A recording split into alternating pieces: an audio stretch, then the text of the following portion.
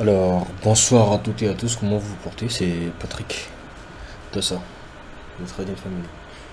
Et ce soir, je vais vous montrer comment utiliser le Money Management, le fichier Excel que vous trouvez souvent dans mon parc de formation, le Money Management. Voilà. Tout d'abord, je vous montre si vous avez comment dire un plan de trading. Vous avez un plan de trading bien développé, bien détaillé, et que peut-être vous avez un objectif de 3% de votre capital chaque jour. Et rassurez-vous que vous allez finir l'année avec un résultat bien défini. D'accord. Et supposons que nous commençons le trading avec 100 euros. Avec 100 euros. Donc sur une année, nous allons voir combien nous allons faire. Donc 260 jours ouvrables. D'accord. 260 jours ouvrables. Donc 100 euros. Objectif journalier 3%. D'accord. Donc premier jour, ça fait 103. Parce que j'ai un objectif journalier de 3 euros. Donc chaque semaine maintenant, nous avions l'intérêt composé. D'accord. Nous avions l'intérêt composé. Là, c'est 3% par jour. En une année, total sur les 260 jours ouvrables, nous serons jusqu'à 217 000 euros. Regardez même vous-même comment ça évolue. D'accord. C'est une partie de 4 par semaine et 4 dollars par jour. 2 semaines après, nous sommes venus à 5 dollars par jour. Donc 6 dollars. Voilà. Ça évolue. Nous sommes à 100 par jour. Vous voyez maintenant. Parce que le capital a 3000 et quelques, même à 5 et quelques par jour. 300, 400 par jour. Maintenant 1000, 2000 par jour, 4000, 4000, 5000. Nous allons finir notre année avec 217 000 chaque jour. Et 217 000 l'année.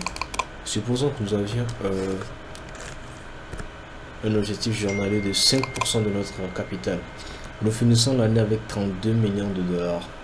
32 301 133 dollars. D'accord. Regardez vous-même comment ça évolue. Donc, plus les jours passent, vous ferez l'intérêt composé et l'intérêt là maintenant fois le pourcentage que vous avez fixé comme objectif journalier. Donc, supposons que nous sommes à 620 000, d'accord, 620 703 euros et l'objectif journalier de 31 000 euros. Donc, si nous faisons 31 000 euros, nous nous retrouvons à 651 739 euros. J'avoue que c'est difficile. C'est difficile quand vous avez 12 millions sur votre compte et qu'on vous demande de faire 600 000 le jour là. Les lots que vous devrez prendre aussi seront en fonction de ce que vous avez comme capital. Donc rien ne change. C'est juste la rigueur qui vous amène là-bas. D'accord. Maintenant je vais vous montrer un truc. Les paires qui se terminent par USD, la valeur de les pips est de 8,78 euros. Les paires qui ont yen à la fin, leur valeur est de 8,18 euros. CAD, les paires qui sont terminées par CAD, le dollar canadien sont à 6,63 euros. Les GBP sont à 1,12, donc on a parlé particulièrement euro GBP, donc 1,12 euros pour l'euro GBP. Et CHF c'est 9, donc AUD 6, NZD aussi 6. Donc voilà. Supposons moi j'ai un capital toujours de 100 dollars. Voilà. Un capital de 100 dollars. Et je dis par trade, moi je veux juste risquer 3% de mon capital par trade. D'accord. Si je veux trader une paire de devises qui se termine par NZD. Voilà, une paire de devises qui se termine par NZD. Le nombre maximum de lots que je dois prendre est de 0,01. Le stop que je dois risquer au maximum est de 40 pips. D'accord. Maintenant, si là où moi, après moi mes analyses, je trouve que le stop est de seulement 15 pips, qu'est-ce que je prends comme lot maintenant si je risque toujours les 3% de mon capital?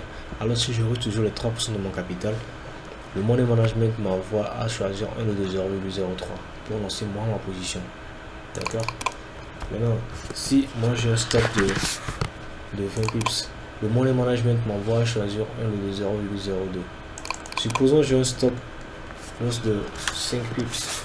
Le money management m'envoie à choisir un lot de 0,1 directement pour lancer ma position. Donc, en fonction de ce que vous avez comme stop loss et de risque par trade, le money management vous génère automatiquement le nombre de lots à choisir. D'accord? Donc, vous n'avez pas besoin de travailler forcément sur le nombre de lots à choisir. Regardez ici. J'ai 100 $ toujours comme capital. Maintenant, je vais risquer 2 $ par position. D'accord? 2 $ par position. Et je vais trader la paire. La paire peut-être Euro GBP. D'accord? Euro GBP. Et je ne sais pas quel lot choisir. D'accord? Bon, je choisis peut-être 0,01. On me sort automatiquement le maximum de 10 pour mon stops. Un problème de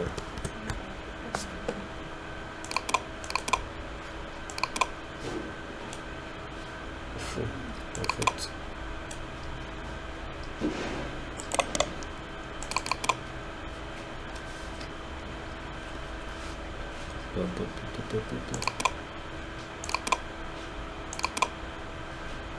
Attends, je vais choisir ça en deux. Bon, utilisez toujours pour le haut parce que je crois qu'il y a un problème de configuration au niveau de la deuxième colonne, Donc choisissez toujours la partie capital risque, paire à trader, stop loss, le maximum de lots à trader. Donc si vous avez un risque de 5%, si vous avez un risque de 5%, là, et si votre stop loss est de 5 pips, vous pouvez trader 0,17. Si votre stop loss est de 20, vous tradez 0,04 lot sur la position. Si vous tradez peut-être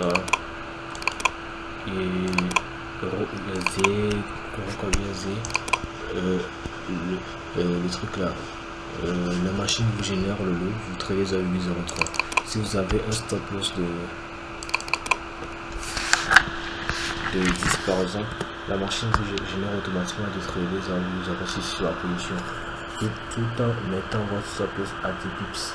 Ouais, d'accord. Donc voilà un peu comment je vais vous montrer à utiliser le tableau Excel. Donc à vous de perfectionner à votre manière. Voilà. Donc c'était Patrick. Passez une bonne soirée aussi.